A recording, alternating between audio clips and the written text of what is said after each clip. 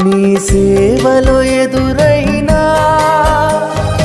ఎన్నో సమస్యలలో నా బలమును చూచుకుని నిరాశ చెందితిని. నీ సేవలో ఎదురైనా ఎన్నో సమస్యలలో నా బలమును చూచుకుని నిరాశ చెందితిని.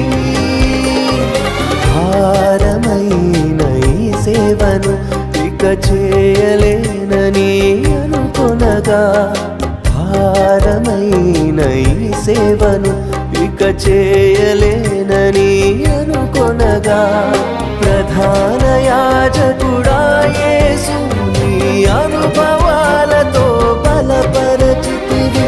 ప్రధాన యాజకుడా